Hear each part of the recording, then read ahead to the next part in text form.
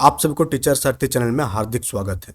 इससे पहले हम लोग जो है 2 पार्ट कंप्लीट कर चुके हैं, जिसमें एनसीईआरटी का आपका जो ईवीएस के थ्रू आपको कंप्लीट कराया जा रहा है एमसीक्यू। तो ये सारे एमसीक्यू आपका मोस्ट इंपॉर्टेंट कैटेगरी का है, क्योंकि आप देखें कि अभी जो एलडीसी का एग्जाम हुआ केवीएस का, तो जो ईवीएस पोर्शन है पूरा का पूरा आपका एनसीईआरटी से ही आया। तो एनसीईआरटी के थ्रू अगर आप प्रिपरेशन को आगे बढ़ाएंगे तो आपको जो है बेहतर मार्क्स मिल सकते हैं आपके एग्जाम में। अभी हम लोग फूड जो थीम है उसका एमसीक्यू कंप्लीट कर रहे हैं, फिर जो बाकी थीम है 4 थीम सभी का कंप्लीट करा देंगे आपको इसी चैनल के थ्रू। तो आप लोग चैनल में कंप्लीट बने रहिएगा, चैनल में नए हैं तो चैनल को ज्वाइन कर लीजिए। तो चलिए आज हम लोग सेशन की शुरुआत करते हैं बहुत ही बेहतरीन क्वेश्चन के साथ, और उसका आंसर देने का आप लोग कोशिश करेंगे कमेंट बॉक्स में।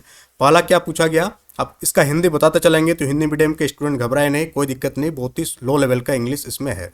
ऑर्गेनिजम्स यानी कि जीव होती है, organisms which prepare food for themselves using simple naturally available raw materials are referred to as. यानी वैसा जीव जो खुद अपने भोजन बनाते हैं, जो अपना भोजन खुद बनाते हैं, और जो रॉ मटेरियल्स यानी कि जो कच्चे पदार्थ अवेलेबल है हम लोगों के अर्थ में, उसी के यूज करके बनाते हैं, तो उसे हम लोग बोलते हैं स्वपोषी। क्या बोलते हैं उसे हम लोग? स्वपोषी, यानी कि ऑटोट्रॉप्स। क्या बोलते हैं उसे?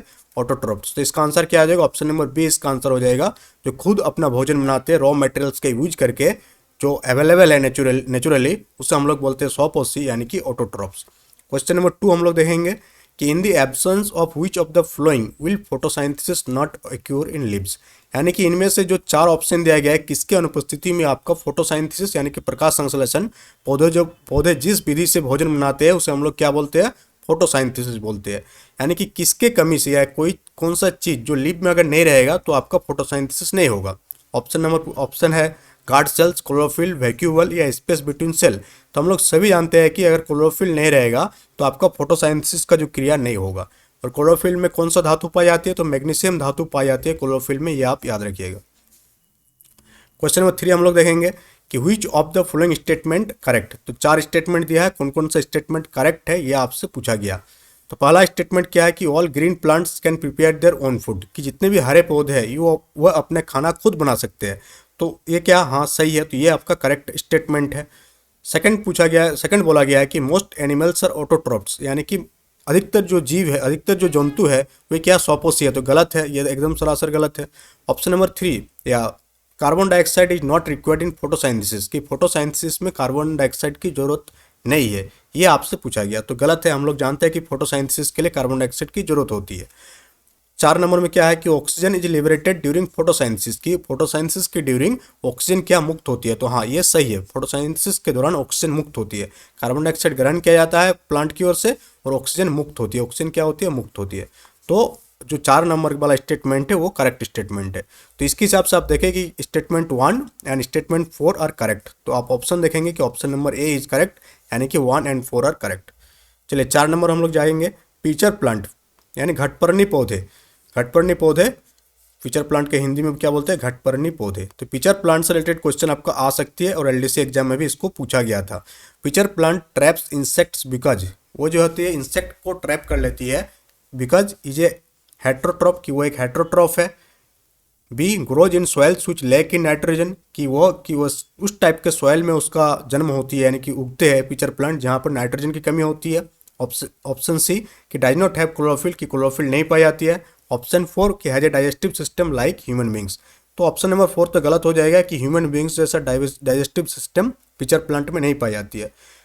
ऑप्शन नंबर ए कि हेट्रोट्रॉप भी नहीं है वो। ऑप्शन नंबर बी आपका सही हो जाएगा, क्योंकि वे जो इंसेक्ट को ट्रैप करते हैं किसके लिए? नाइट्रोजन की कमी को पूरा करने के लिए। किसकी कमी को पूरा करने के लिए? नाइट्रोजन की कमी को पूरा करने के लिए, क्योंकि उस टाइप के सॉइल में उगते हैं जहाँ पर नाइट्रोजन की कमी पाई जाती है। तो 4 का आंसर ऑप्शन नंबर बी सही आंसर हो जाएगा आपका। क्वेश्चन नंबर 5 हम लोग देखेंगे। क्वेश्चन नंबर 5 आपसे पूछा गया है कि the term that is used for the mode of nutrition in east, इसको इंग्लिश में हिंदी में भी ईस्ट बोलते हैं। The term that is used for the mode of nutrition in east, mushroom and bread mould is, यानी कि east, mushroom और bread mould में किस टाइप का न्यूट्रिशन होती है, यानी मोड ऑफ न्यूट्रिशन उसका क्या है। तो मोड ऑफ न्यूट्रिशन जो होती है ईस्ट, मशरूम एंड ब्रेड में क्या होती है? सेप्रोफाइटिक होती है। कौन सा होती है? सेप्रोफाइटिक होती है। क्वेश्चन नंबर 6 की ओर हम लोग आगे बढ़ेंगे। क्वेश्चन नंबर 6 आपसे क्या पूछा गया है? क्वेश्चन नंबर 6 है कि when we observe the lower surface of leaf, कि लिप का अगर हम लोग निचले हिस्से को आप देखेंगे थ्रू ए मैग्नीफाइंग लेंस, यानी कि आप लेंस के थ्रू देखेंगे आप, we see numerous small openings, उसमें आपको छोटे छोटे छिद्र दिखाई देंगे। तो which of the following is the term given to such openings, तो उसको क्या बोला जाता है, स्टोमेटा। क्या बोला जाता है, स्टोमेटा। हिंदी में इसको रंध्र बोलते हैं। क्या बोलते हैं, रंध्र। पत्ती का आप नीचे से देखेंगे, वो भी मैग्नीफाइंग ग्लास से लेकर देखेंगे तो आपको छोटे छोटे छिद्र दिखाई देगा, जिसे हम लोग रंध्र के नाम से जानते हैं। क्वेश्चन नंबर 7 हम लोग जाएंगे। क्वेश्चन नंबर 7 पूछे जाने के चांसेस सबसे ज़्यादा है, क्योंकि एक एप्लीकेशन बेस्ड क्वेश्चन है और आप देख रहे हैं कि एप्लीकेशन बेस्ड क्वेश्चन सबसे ज़्यादा पूछी जा रही है।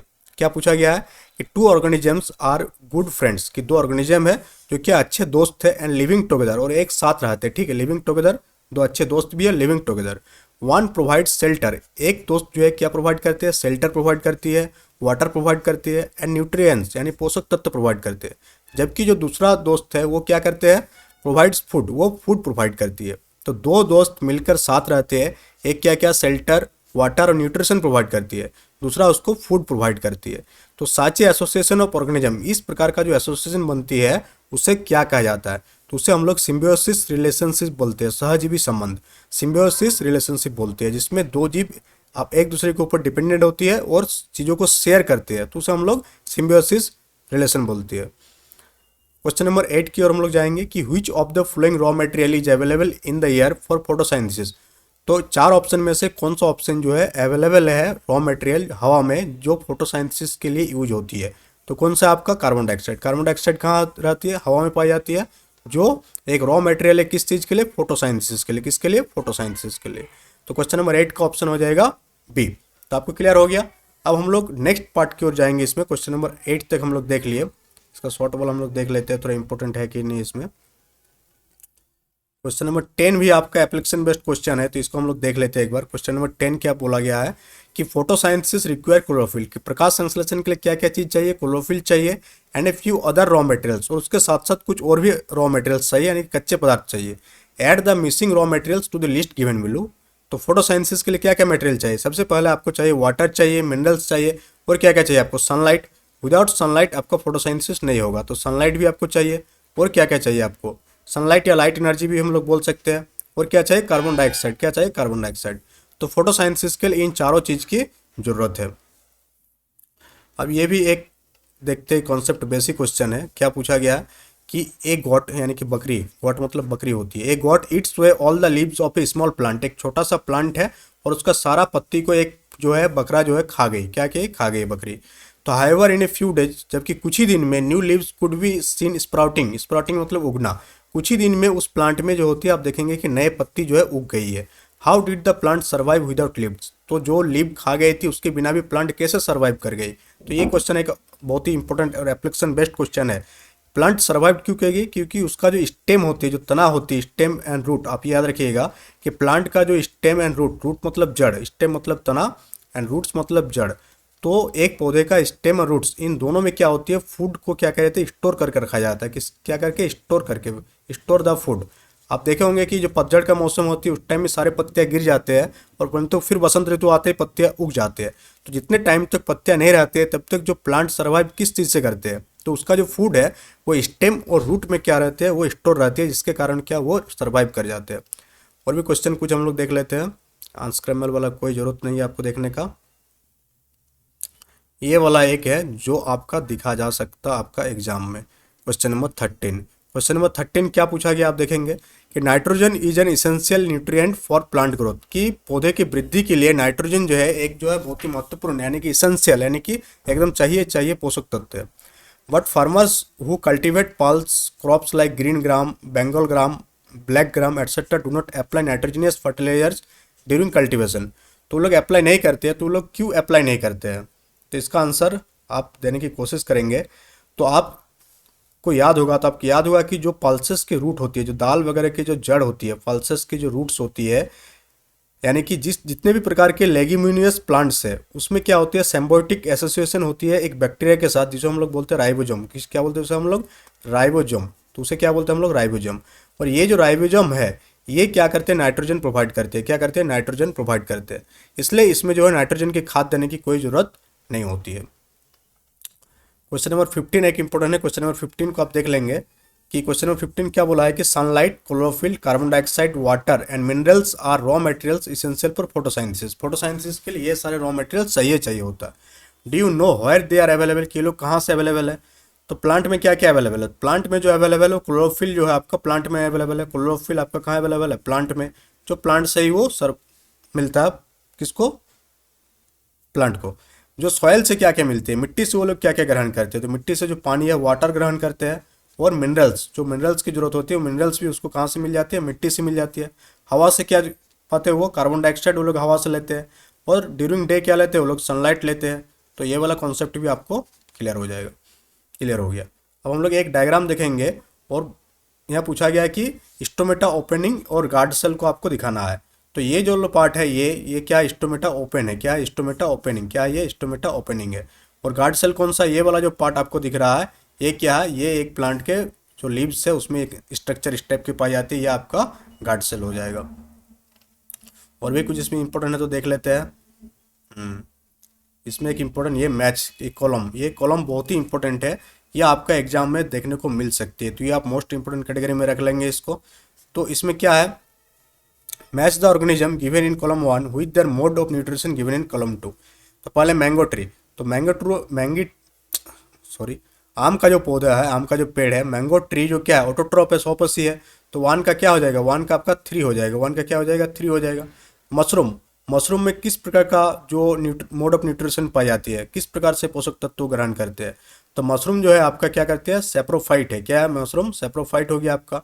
पीचर प्लांट, पीचर प्लांट किस टाइप का करती है, तो वो इंसेक्टिवोरस प्लांट, वो क्या है, इंसेक्ट खाने वाला एक प्लांट है। जो कस्कुटा, कस्कुटा किस टाइप का, तो कस्कुटा पारासिटिक है, क्या है, पारासिटिक है। एंड एलिफेंट, एलिफेंट क्या है, तो एलिफेंट आपका हेट्रोट्रफ हो जाएगा, एलिफेंट क्या हो जाएगा आपका, हेट्रोट्रफ। तो ये जो कॉलम वाला क्वेश्चन है बहुत ही इंपॉर्टेंट है, इसको आप ध्यान से देखेंगे, उसके स्क्रीनशॉट भी आप रख लेंगे क्योंकि इसमें एग्जाम आने के चांसेस ज़्यादा है। अब यहाँ पर एक फिल इन द ब्लैंक्स है, इस फिल इन द ब्लैंक्स को आपको कराना है ताकि आपका कॉन्सेप्ट क्लियर हो जाए।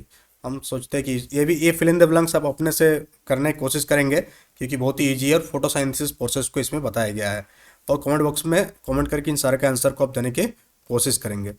तो इस सेशन में इतना ही, नेक्स्ट सेशन में हम लोग बात करेंगे और सारे क्वेश्चन, जिसमें हम लोग एनिमल न्यूट्रिशन को देखेंगे, इसमें हम लोग प्लांट न्यूट्रिशन के बारे में बात किए, और नेक्स्ट में हम लोग देखेंगे एनिमल न्यूट्रिशन को। That's all for today, thank you.